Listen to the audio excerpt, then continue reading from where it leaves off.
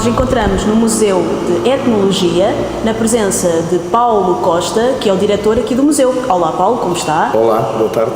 Muito boa tarde. Paulo, obrigada por nos receber aqui. Eu sei que o Museu de Etnologia está a participar num projeto desenvolvido pelo Gabinete de Estudos Oliciponenses no âmbito do tema Testemunhos da Escravatura, Memória Africana.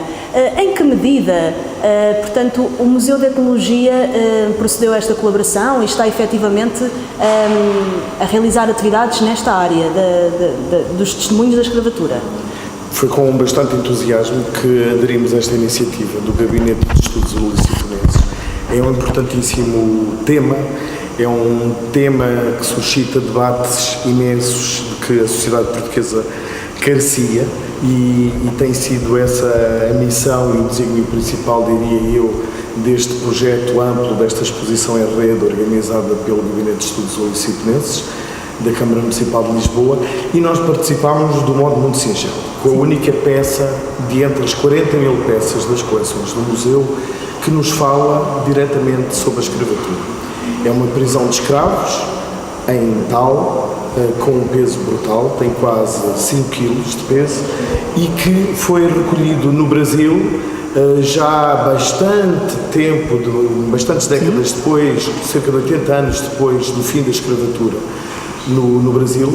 Foi uma peça recolhida pelo Vítor Bandeira, um grande colecionador, colaborador deste museu durante 30 anos, que recolheu esta peça no Brasil em 1965, por facto é uma peça que o marcou muitíssimo.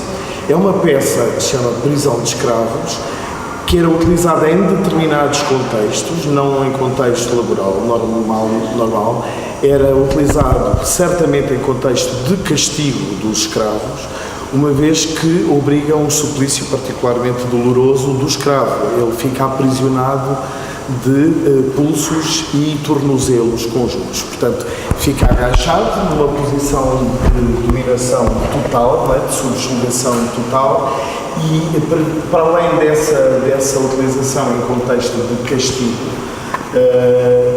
pressupõe-se que possa também ter sido utilizado em situações excepcionais de transporte.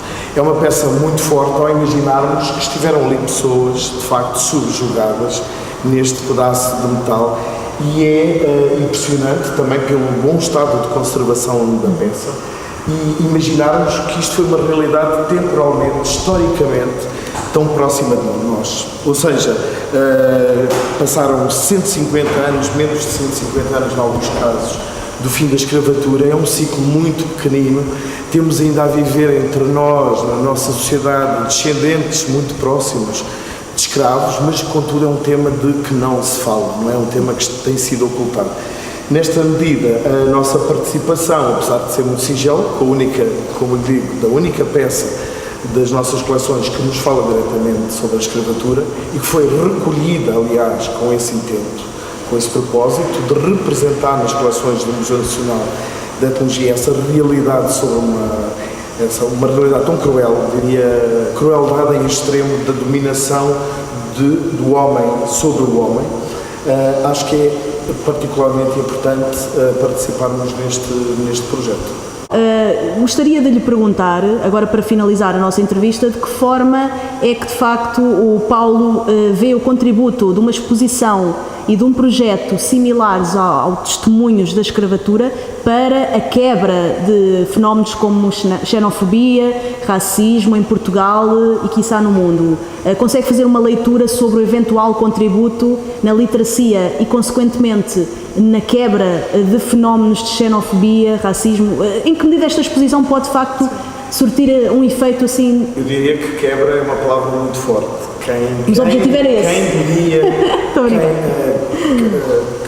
Eu desejaria muito que pudesse ser uma quebra, que uma exposição pudesse ajudar a ser... Atenuar, pelo menos, atenuar. Atenuar. Sim, é um contributo, naturalmente é um contributo. E é importante que as pessoas pensem, assim como para esta peça, é importante que as pessoas vejam a peça e que percebam que foram pessoas reais, que estiveram ali subjugadas, dominadas, que eram mercadoria, que era comprada e vendida, que eram alienadas dos seus familiares, dos seus pais, das suas mães, dos seus irmãos, dos seus filhos, das suas filhas, dos seus companheiros, das suas companheiras, não é?